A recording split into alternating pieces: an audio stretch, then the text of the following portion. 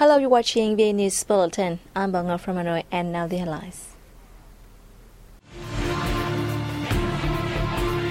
Party chief welcomes Mexican Labor Party leader.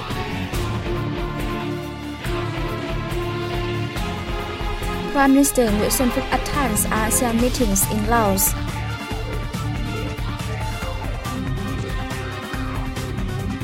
Vietnamese and French firms seek stronger partnership.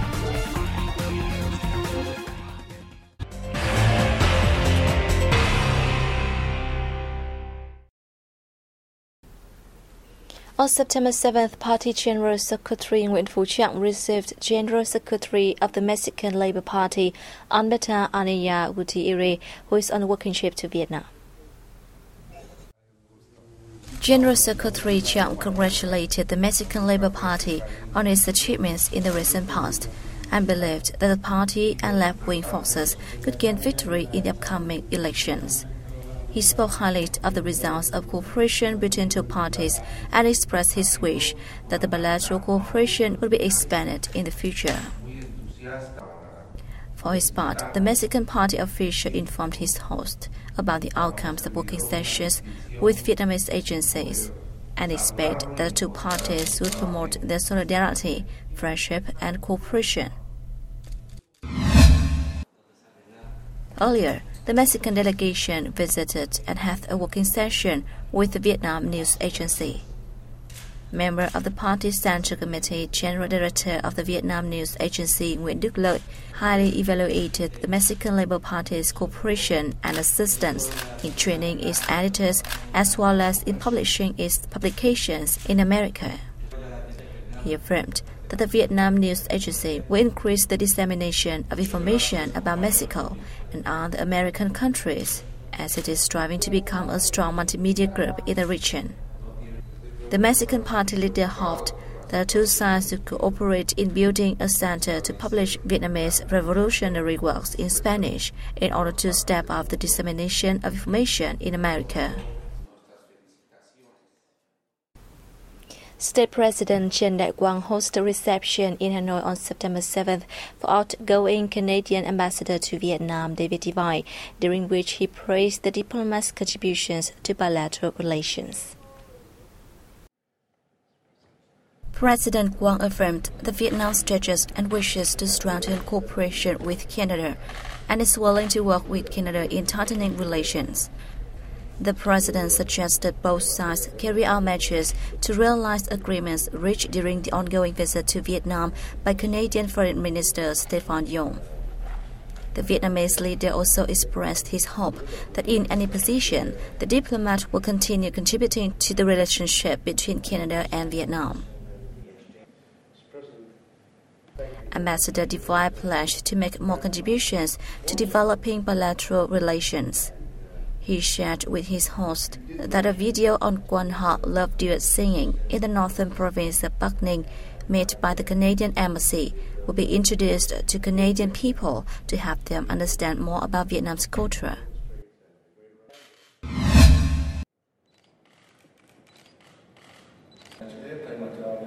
The same day, President Trần Đại Quang received Prosecutor General of the Bulgaria Supreme Judicial Council, Sotia Sasarov, who is on a working visit to Vietnam as guest of Prosecutor General of the Vietnam Supreme People's Procuracy, Lê Minh Chí.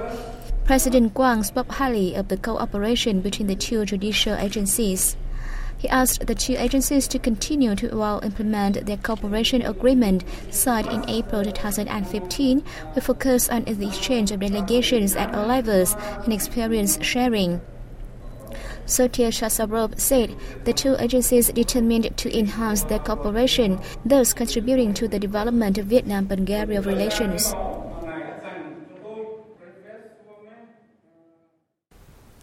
Also on September 7th, Politburo member, Secretary of the Ho Chi Minh City Party Committee Đinh La Thăng had a meeting with French President François Hollande, who has been on a state visit to Vietnam.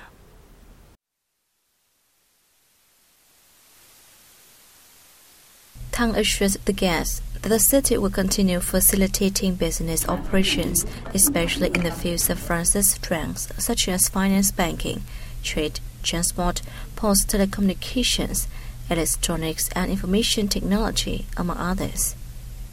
He expressed his wish that France will continue providing official development assistance for the city with a focus on infrastructure, clean water supply, and environment.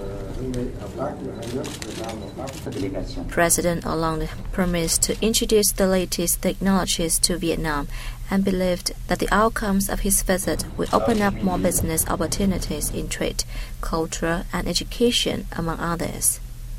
The president wished that both sides could work closely together in education training, especially in the development of French-speaking community, French culture in Vietnam, and Vietnamese culture in France.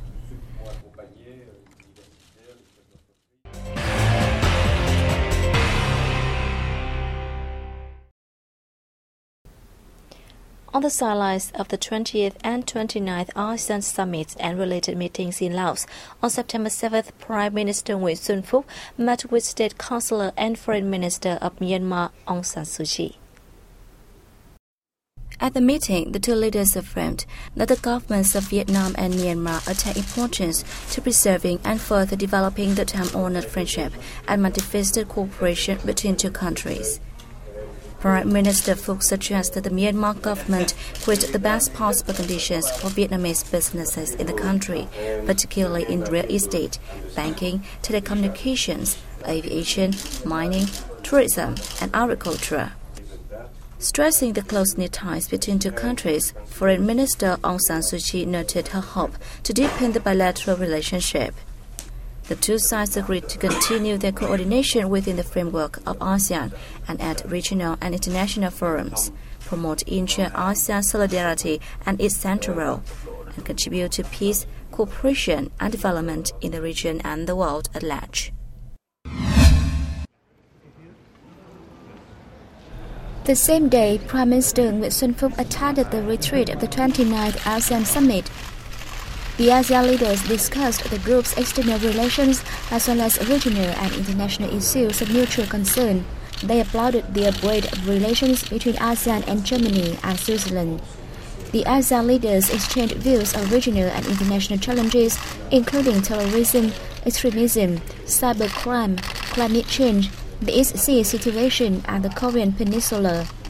They emphasized the importance of maintaining peace, stability, security, safety, and freedom of navigation and aviation in the region, peacefully settling disputes based on international law, strictly implementing the Declaration on the Conduct of Parties in the East Sea, and working towards the finalization of a code of conduct in the waters. The ASEAN leaders also highlighted the maintenance of solidarity, unity, and ASEAN's central role in relations with its partners and settlement of challenges.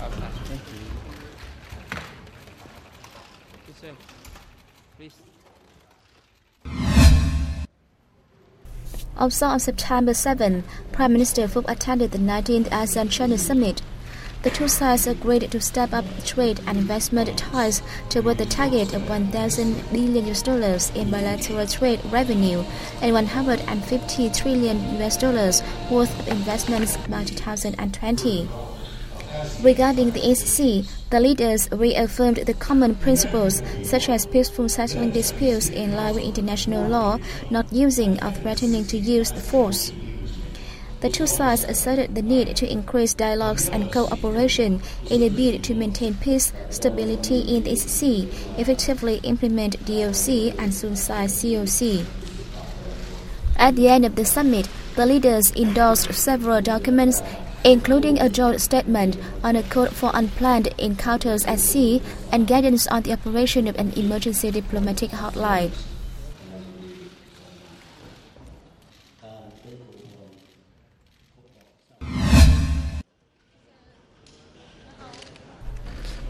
Addressing the 19th ASEAN-Japan Summit, Prime Minister Phuc stressed the importance of enhancing ASEAN's external relations, taking advantage of cooperation and support of its partners to build an ASEAN community and implement the 2025 vision in order to reaffirm the bloc's role and position in the international arena.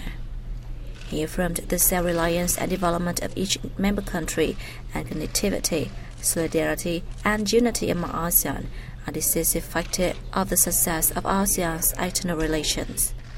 To promote ASEAN-Japan relationship, Prime Minister Fu stressed that priority should be given to economic, trade and investment cooperation, the early conclusion of negotiations on an ASEAN-Japan Comprehensive Economic Partnership Agreement.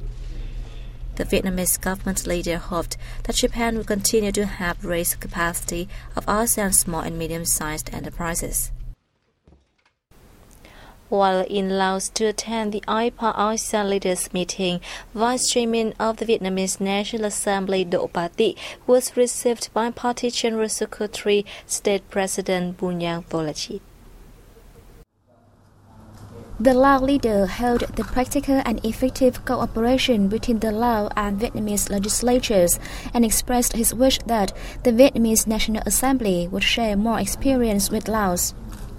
He took the occasion to pledge to continue nurturing the traditional relationship and special solidarity with Vietnam and urged closer coordination between the two countries in educating their young generations about the history of bilateral ties. They believed that Laos' contributions in its capacity as ASEAN chair this year will strengthen the development of ASEAN community in the coming years. He affirmed that Vietnam always gives top priority to reinforcing the traditional friendship, special solidarity, and comprehensive cooperation with Laos.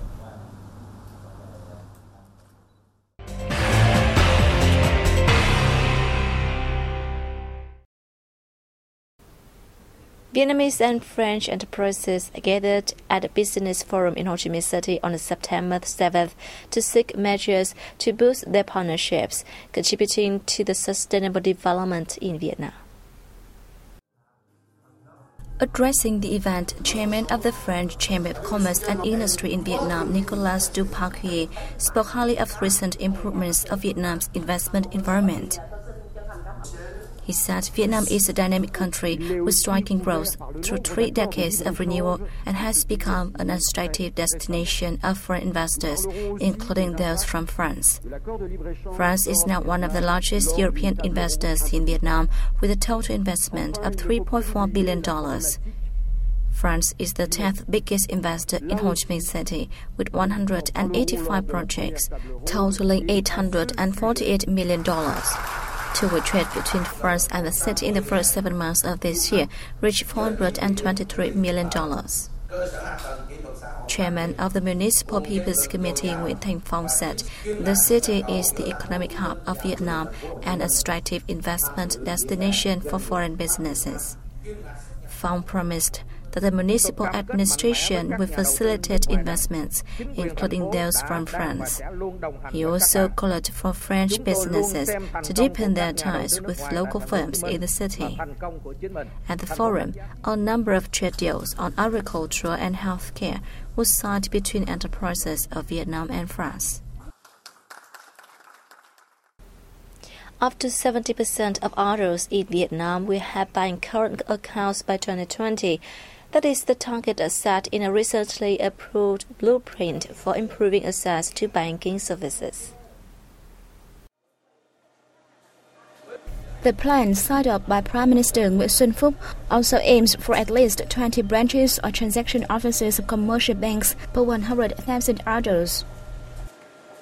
While 35 to 40% of rural adults are expected to have savings at credit institutions, the plan also looks to have 50 to 60% of small and medium-sized enterprises get credit from these organizations. Under the blueprint, banking services access in the economy will be improved alongside restructuring banks. The state will create a favorable legal framework for organizations to diversify banking services, especially non-credit services. Credit institutions will be encouraged to provide banking services for remote areas and small and medium-sized enterprises.